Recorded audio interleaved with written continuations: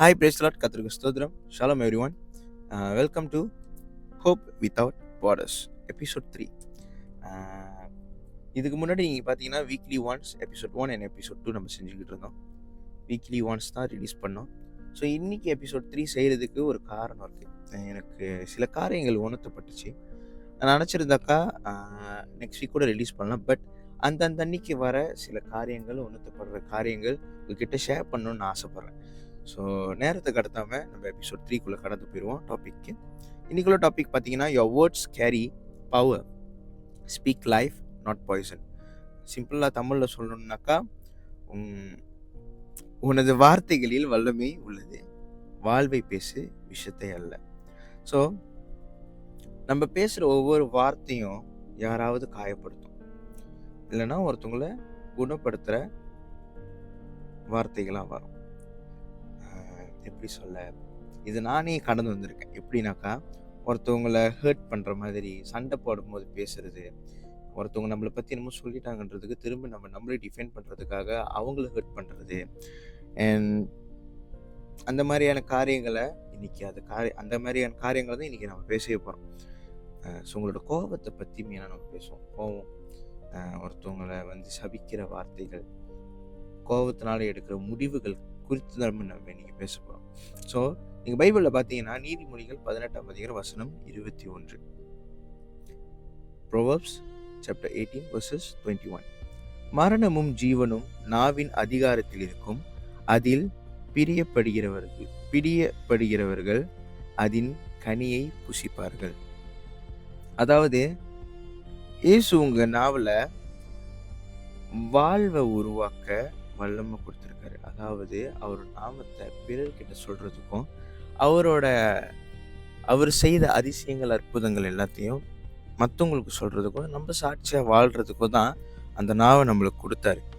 ஆனால் இன்றைக்கி இருக்கிற தலைமுறை, அதாவது இப்போ இருக்கிற ஜெனரேஷனாக இருக்கட்டும், இதுக்கு முன்னாடி இருந்த ஜெனரேஷனாகவும் இருக்கட்டும், கோபத்தில், வருத்தத்தில், இமோஷ்னலாக நம்ம வார்த்தைகள் எல்லாம் விஷமாக மாறிடும். எப்படின்னாக்கா, சபைகளில் சரி, வீட்டில் சரி, குடும்பத்தில் சரி, ரிலேட்டிவ் கூட, ரிலேஷன்ஷிப்பில், கல்யாணம் பண்ணவங்களும் சரி, ஸோ நிறைய பிரச்சனைக்குள்ளே அவங்க சந்திப்பாங்க. எப்படின்னாக்கா, கடுமையான பேச்சு, அதாவது கடிஞ்சி அவங்கக்கிட்ட பேசுகிறது, கோபத்தில் பேசுகிறது, சபிக்கிற வார்த்தை, கர்ஸ் பண்ணி பேசுகிறது, மற்றவங்கள குறை சொல்கிறது, நீங்கள் தப்பே பண்ணியிருந்தாலும் மற்றவங்கள தப்பு சொல்கிறது, காமெண்ட்ஸ் கொடுக்கறது, சர்காஸ்டிக்காக பேசுறது, இப்போ இருக்கிற டேர்ம்ஸில் சொல்லணும்னா இப்போ இருக்கிற ஜெனரேஷனுக்கு கிரிஞ்சாக பேசுறது, ஐ டோன்ட் நோ, கிரிஞ்ச், அந்த மாதிரி வார்த்தைகள் பேசுறது. ஸோ பெரியவங்களை ஒபே பண்ணாமல் அந்த மாதிரி இருக்கிறது. பெரியவங்க ஒருத்தவங்க சொன்னால் நம்ம கேட்காம திரும்ப எதிர்த்து பேசுறது, இட்ஸ் டோட்டலி ராங். வேதத்தில் தேவன் நீங்கள் ஒருத்தவங்களை எப்படி கர்ஸ் பண்ணணுன்றது சொல்லிக் கொடுக்கல. ஏசப்பா நீங்கள் மற்றவங்கக்கிட்ட எப்படி கோபத்தை காட்டணும்னு சொல்லி கொடுக்கல. பிறர்கிட்ட எப்படி அன்பு கூறணுன்றது தான் வேதத்தில் போட்டிருக்கு, தவிர மற்ற காரியங்கள் இல்லை. ஸோ நீங்கள் பழைய ஏற்பாடு பார்க்காம புதிய ஏற்பாடில் நீங்கள் பார்த்தீங்கன்னா, இயேசு இருந்த வாழ்க்கையில் அவர் அன்பை தான் நிறையா பகிர்ந்து கொண்டார். ஓகேங்களா? அவர் கடிந்து ஜெபிக்கலை, கடிந்து ஒருத்தவங்களை காயப்படுத்துகிற மாரி அவர் செய்யலை. அவர் ஜீவனுள்ள தேவனாக இருக்கார். அவர் மனுஷனாக இந்த பூமியில் இருக்கும்போது ஒரு மனுஷன் செய்கிறத நம்ம எப்படி ஒரு மனுஷனாக இருந்து செய்யணுன்றத அவர் சொல்லி கொடுத்துட்டு போயிருக்காரு. Which is mainly love one another, love your neighbour. உங்கள் செல்ஃப் எப்படி லவ் பண்ணுறீங்களோ அதேமாரி அவங்களுக்கு அந்த அன்பை கொடுங்க.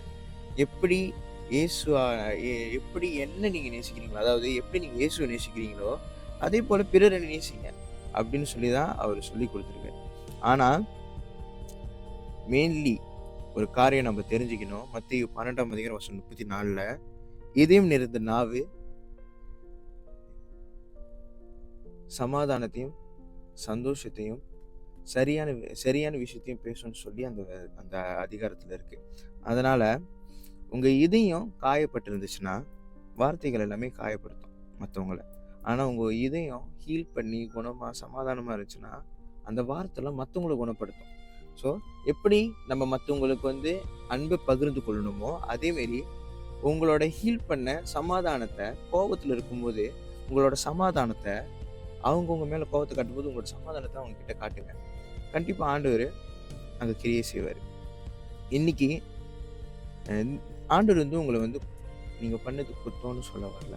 அவர் சொல்கிறது, நான் உன்னோட இதயத்தையும் உன்னோட நாவையும் புதிதாக்க ரெடியாக இருக்கேன்.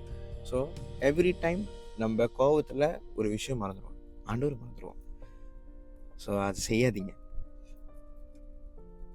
ஆண்டவர் விட்டு தள்ளி போகிறதுக்கான விஷயங்களும் இந்த கோபத்துலேயும் இருக்குது, நம்ம நாவிலேருந்து வர்ற வார்த்தைகளிலிருந்தும் இருக்குது.